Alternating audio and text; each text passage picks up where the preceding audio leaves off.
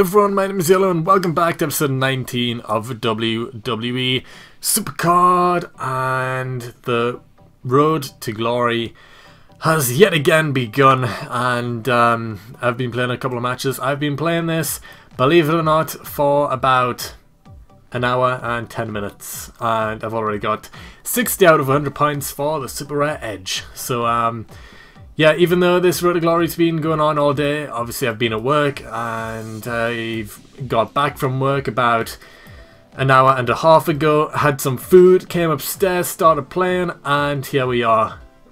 So yeah, this is about an hour and 10 minutes worth of playing, and yeah, I've got to Edge. Pretty quick, I'm happy with how far I've got already.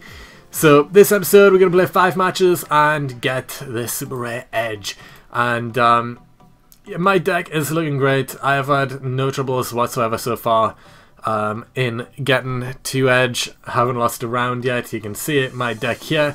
It's pretty good. Everyone's maxed out apart from Brie Bella, of course, who will stay in the forever alone zone, who will get beat off nearly everyone in the later rounds. And Ric Flair is also only level 42 out of 45, but apart from that, everyone else is good to go. And we're in the Survivor Plus tier this time round. I was in the Survivor tier last time, pumped it up to Survivor Plus, so that might help me out maybe in the later rounds. Who knows? But yeah, we're going to play plus 10 matches all the way, all the way, until we get this Super Rare Edge, and that's great, that's great. Batista is the person who is the Road to Glory special Survivor card this time round, and that's pretty cool. My aim, again, just like with the last one where I got one Wade Barrett, my aim is to get one Batista. Of course, 2 Batistas would be the ultimate ideal position, but you know, it's tough. It's tough. I struggled to get the one Wade Barrett last time. I grinded so hard. The final day where I was pumping out +1 matches all the way just for one Wade Barrett, that killed me in the end, and I felt like dying. It took me all day, the full day pretty much, just to get one card, and it nearly killed me. But was it worth it? I guess it helps out my team. He is one of the cards that I use in my main team, so I guess it does help a bit.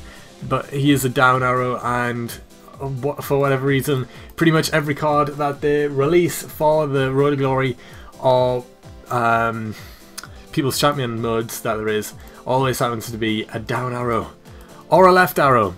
Even in the what do you call it? The last People's Champion, that was a down arrow with Tito Santana, and a right arrow with Mr. Perfect, and it might be the other way around, but either way it was a down arrow. I know that much because they never do up arrows. The last one that they did was Roman Reigns, and that just so happens to be the one where I didn't actually get 2 Roman Reigns because I gave up. But apart from that, everyone has always been a down arrow, and it's annoying because there is a lot of down arrows already have on my team and no suitable tag team partners for them, so there needs to be a good up arrow coming up soon, maybe in the next one. I was expecting this week's challenge, or last week's was the People's Champion, I guess, which I was kind of expecting to be Royal Rumble related, but it wasn't, so I was expecting maybe this Road to Glory to be Royal Rumble related. But Batista has nothing to do with anything whatsoever, so he's just another random card that we can aim for. He will help us out, I guess, but, well, yeah, I guess so. We'll take a look at my main team again after this, so there we go.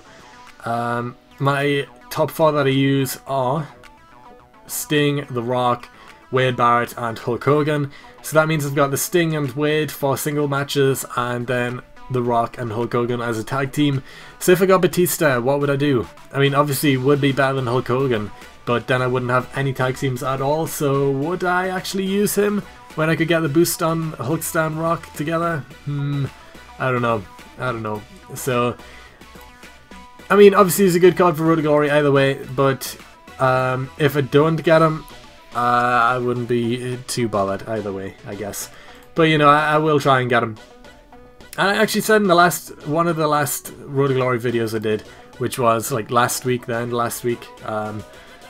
think I said that the silhouette on the loading screen for the Road to Glory actually looks like Batista, and now he's actually one of the cards. It's weird.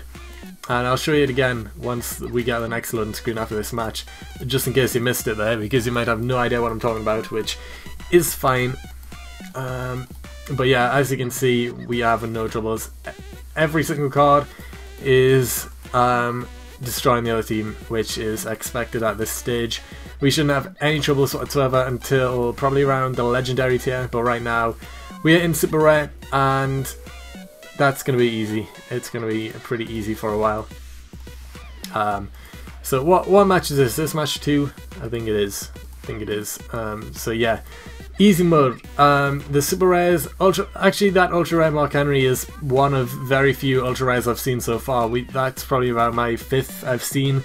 But when you compare one ultra rare card that hasn't even been maxed out compared to any of my cards that I've got right now, you know, it's pretty easy going. No troubles at all. Their max stat is maybe 200, 300 at most, and my worst stat is like 1,000, so it's easy. Very, very easy. My divas will start to struggle. Like, yeah, I always get my worst diva, which is Brie, every time. But she can hold herself for a while, and she won't do too bad until the later tiers. Actually, she'll probably start lose by the next tier, or the tier after. But that doesn't matter because the rest of the team will load anyway. 1 loss out of 12 matchups, I think. 12 rounds. You know, it's nothing. It's nothing. It's not even anything at all. So, there we go. We get another 10 points. We are 2 matches away from getting this super rare edge. And we will get probably terrible cards here. I'm not expecting a board reset. Oh, are we going to get one? Yeah, well, we did get one. And it was a title match. Okay. That's fine, I guess. Yeah. So I'll show you the loading screen again. So get ready for it. The one that looks like Batista. You ready? You ready? There it is. See, look at that silhouette.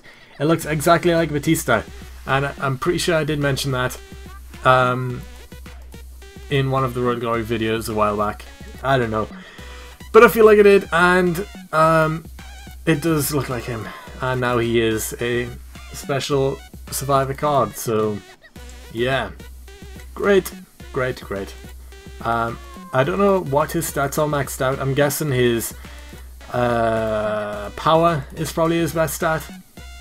We'll have a look at the card after this match, because it will be a good one to have. Either way, his speed will be pretty low, and so will his... Actually, I think just his speed will be pretty low. I think because when you max out a card, like one of these special survivor cards, you normally get 2 stats then in the 1700s and 2 that in the 1600s. I feel like his power and power and toughness will be in the 1700, and then charisma in 1600, and speed in 1500. I don't know, because look at this legendary Pro Batista here. He has 3 stats in the 1500, which is pretty good, and then 1300. So does that mean he's gonna have 3 stats 1700 and then that one 1500 maybe? I don't know. That could be the case. I do not know. I've got no idea. Maybe. We'll see. Because hopefully I will get 1 at least. But yeah, we're doing okay. Again, obviously we're not going to lose any matches soon. By tomorrow's episode, I don't know how far I'm going to be, but I could be doing a lot better. Where could I be by tomorrow's episode? I could...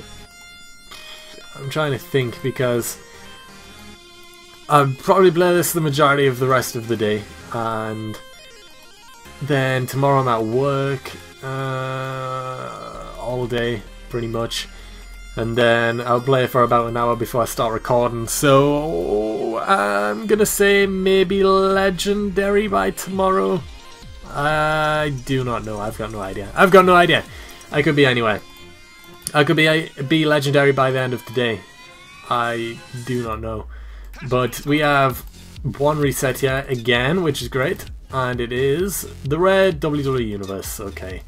So let's see if we can scroll across, because it's so hard to scroll on this device. And I don't know why. We got legendary Triple H again as one of the pulls. I've already got two that haven't even started training, so that's no good. But there, let's see. Yeah, that... yeah. I'm gonna say... I really don't know what his stats are gonna be, because his power and toughness are probably gonna be 1,700.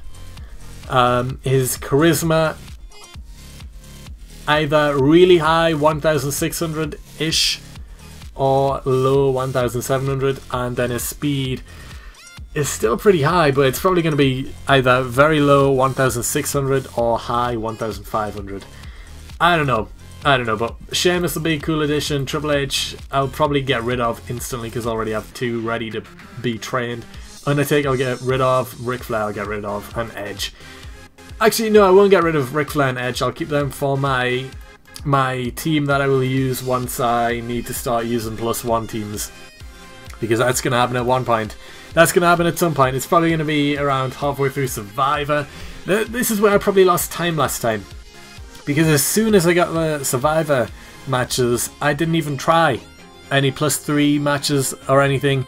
I just went straight into my uncommon team, and that's where I probably lost a lot of time, because I spent a full day to get, was it Fandango in the last one? Yeah, it was Fandango. I spent a full day just to get Fandango, and then I spent, so that was the Saturday, the full Saturday I spent just getting Fandango, and then on the Sunday I spent the full day just getting one Wade Barrett. So if I try for a while longer in the Survivor tier this time, which is Sheamus, if I try properly instead of jumping straight into a +1 team, I might be able to get about halfway through Sheamus before I start to really need that +1 team, which means that is a lot of time taken away, because, you know, when I could be getting +6 points for a win instead of +2, that's like an extra 2 matches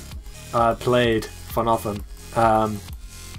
So yeah, that saves me about 5 minutes per match if I just get one win. So who knows? It all depends how bad I start to find it later on. But these are the first epic cards I've come up against in this whole time. I think we've seen 2 in this match so far. So we're starting to take on tougher competitors, our divas. Well, Brie Bella will start to lose. Every other diva is probably safe for a while. But Brie Bella will start to lose some matches soon. Oh, there's an Epic Pro already? I wasn't expecting him so soon. I wasn't expecting to see him so soon. But he could just be an outlier, actually, because he's got uncommon cards and everything in his deck still. So I think this guy's a bit of an outlier for how things should be, because there, again, another uncommon card. I know it's a diva, but it's still an uncommon card. So, yeah, it's weird. But there we go, we get Super Rare Edge.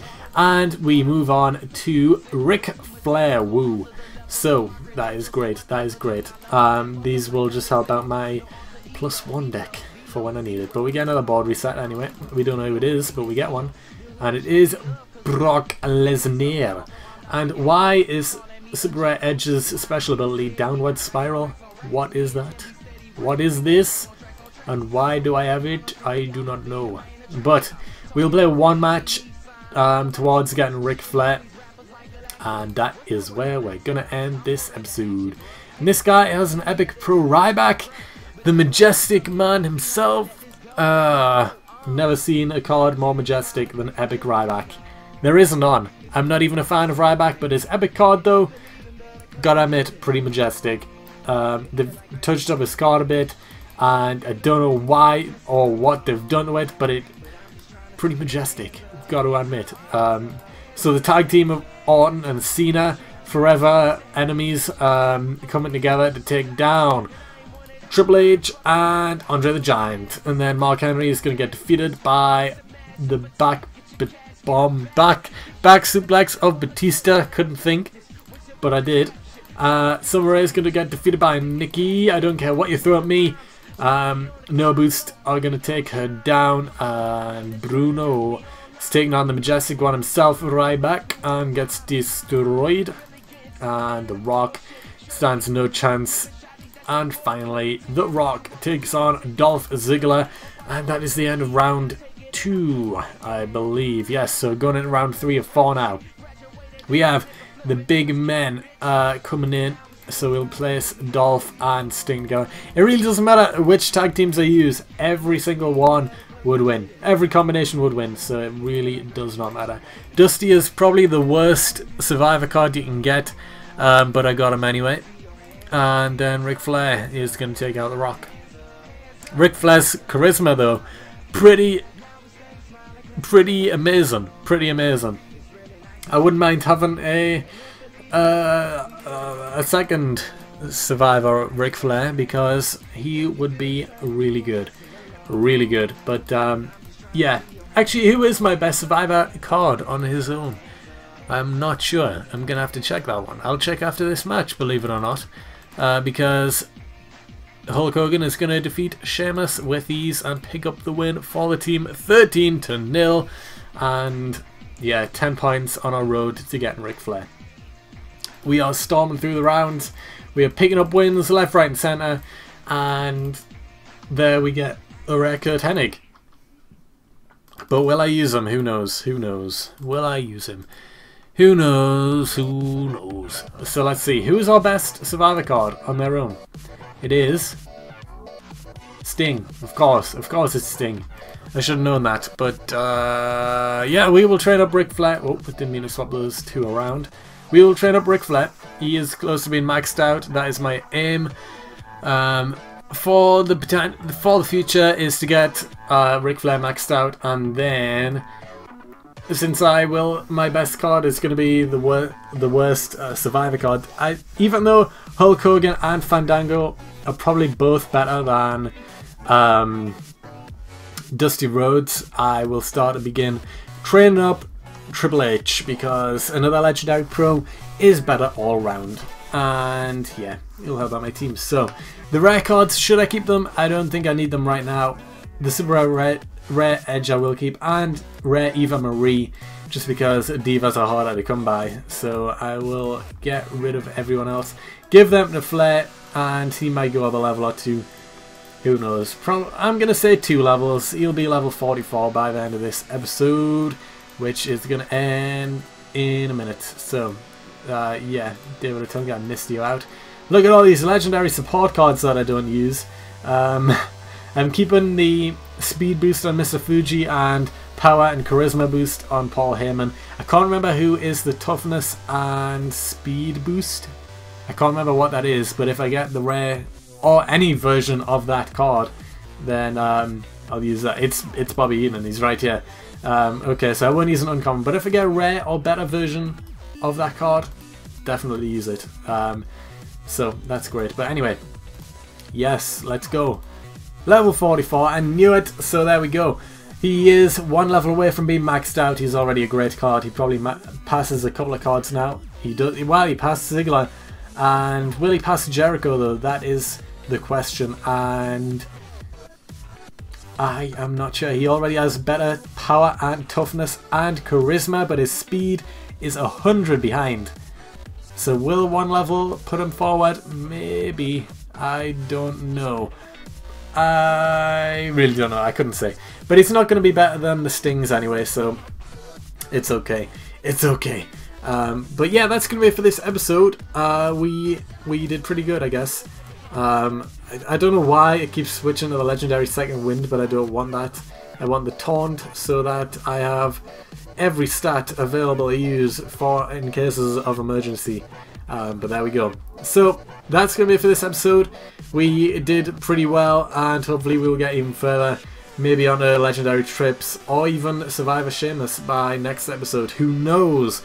But that's going to be it. I hope you enjoyed it. If you did, please like up the video, subscribe if you haven't already, and other than that, I will see you next time.